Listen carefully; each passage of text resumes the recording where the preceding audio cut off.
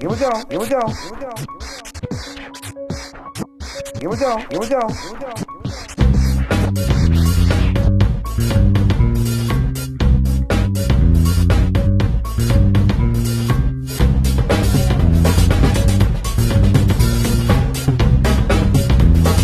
Here we go. Here we go.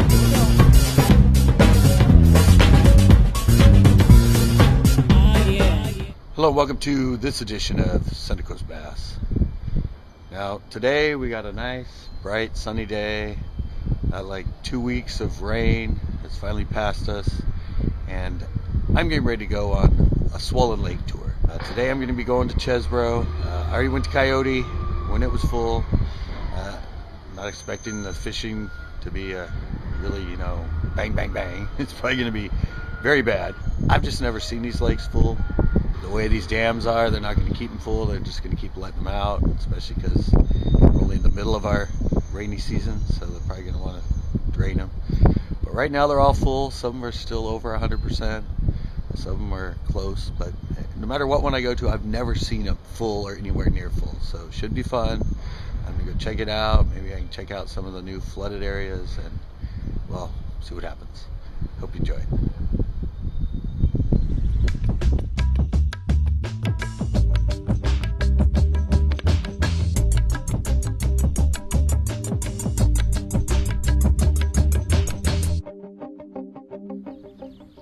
Okay, I'm here at Chesbro, and I would say the lake is pretty swollen. This is the spot I always stand, and I always point out and show you the lake.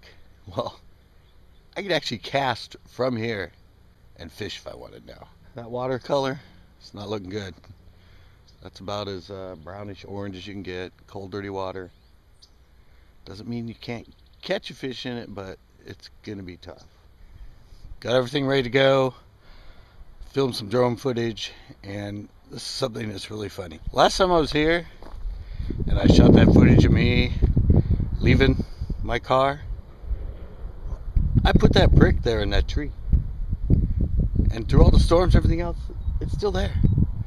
I set it there so I could put my little camera on it, so I could get that footage of me from inside that tree in my trunk, and it's still there. I think that's kind of funny. I'm gonna head down there and see if I can catch myself some winter bass in a swollen winter lake.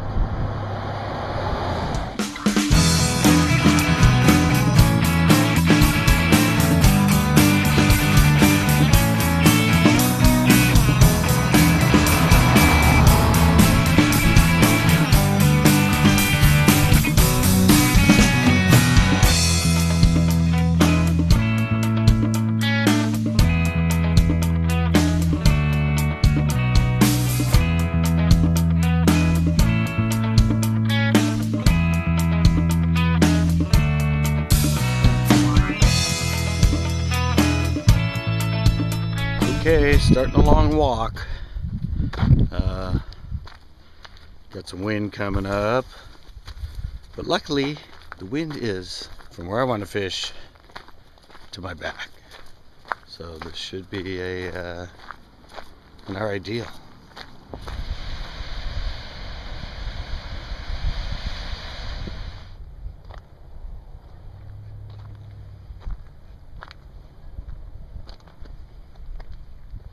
Okay, they have let this lake down quite a bit, you can tell.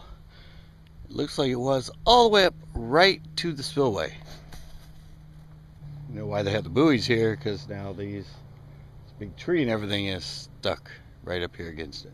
Well, it's kind of muddy, and I actually have to back up to get around this thing.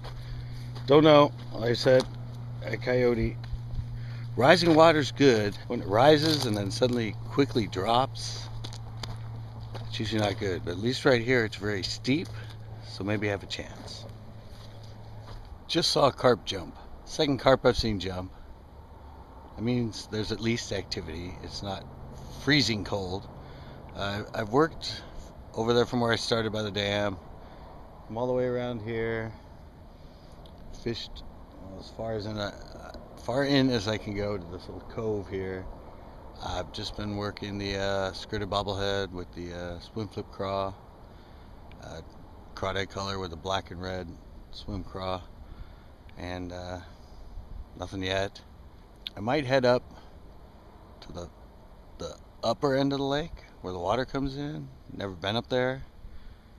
Don't know if there's turnouts or places I can stop, but so they always follow new water, and I don't know, maybe up there, maybe you can get to where the creek runs in, maybe some flow. All new lakes to me now. This is water. I mean, I'm fishing water that was dry all of fall and all of any of the times I've been to these lakes, so I don't know.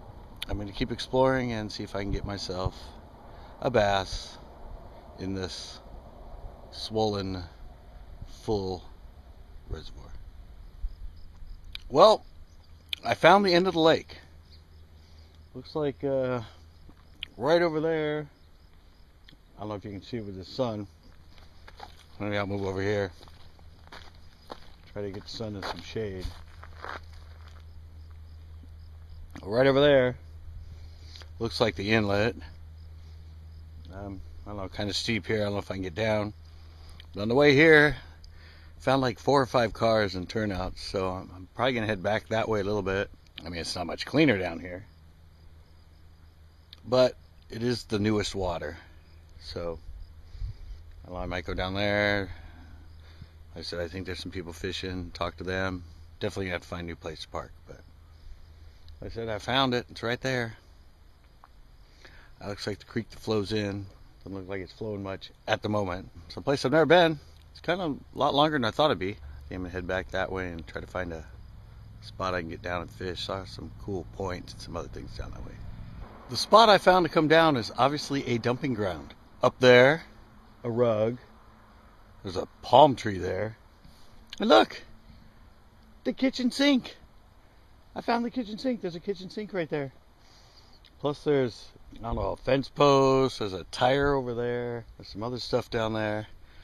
You know, people don't want to pay to dump stuff. They just pull up the side of the road, throw stuff over the edge. Not the best thing. I tried down here with the spinnerbait. I said I'm going to go back towards the upper end, not very far. Probably pull in one of the places where one of the other cars is parked and try around there. I hate that. I hate people. They just pull up and dump stuff. But that is pretty funny, though. The kitchen sink! All right, back up to the car. Oh, look at that. It's like there's a house over there right on the lake. Some sort of building right on the lake. I moved a little further down than where I just was, the dumping ground. There's a guy fishing back here, caught a carp. While I was here, a cormorant came in there and was diving, looking around, which is a good sign, because this was pretty much dry before, but if the cormorant's up in here, then there's got to be some bait fish up here. I threw the spinnerbait around a little bit. Got this whole area around here to try. Good sign to see him back in there, because he was diving and cruising around all back in there, so that's a good sign. I've said good sign like 15 times, but that's a good sign. Alright, I'll go back to fishing. Might go around back into the cove where the cormorant was. I won't say I've completely given up on the bass. I mean, I fished that whole point. I still have my bass reel with me, but this is wintertime. This is exploring new places, cold, dirty water. I had some corn in the car. I watched that guy catch a carp here. I'm gonna sit here and see if I can catch myself some carp. You know, it's just like going through the ice and getting some bluegill and some yellow perch and some crappie when you're a bass fisherman in the winter. I'm gonna sit here and see if, I mean, I know they're here because I saw him catch one. I'm still gonna throw the bass pole around maybe. I'm gonna sit here and see if I can at least catch fish. And I love catching carp. I have one hook, one can of carp, and see how it goes. The cormorant's back in here, and I just saw him chase something from right here all the way across to the other side. So it's definitely bait fish in here. I don't know where he is. He's right out there in front of me somewhere right now. Yeah, I saw a splash right here, and I saw him. He just under the surface going over to the other side, and all of a sudden he popped up. I just came up back in there. There he is over there on the other side. They don't put trout in here. There might be hitch in here. I know there's shad in here. There could be small bass up in here that he's chasing, but he's definitely chasing something. Oh, he just ate something. He came up eating something. Interesting. Definitely gonna have to keep casting around here with the bass while I got the pole out for the carp. He's over there now. Chase them right up against shore. Okay guys, not a good day. Not only no fish, I'm evidently getting excited for fishing with 2 rods. I thought you could fish with 2 rods. I didn't know you had to have a 2 rod stand. I'd won the water and I was just throwing around the jig. And the fishing game came up and he said, oh yeah, no, I don't get warnings on that. So, yay. Wonder how much time it's going to be. But yeah, if I would have known, I wouldn't have thrown it. I mean, I don't usually throw one out for carp, but so boring. I wanted to catch the carp. But evidently now I'm getting a ticket for it.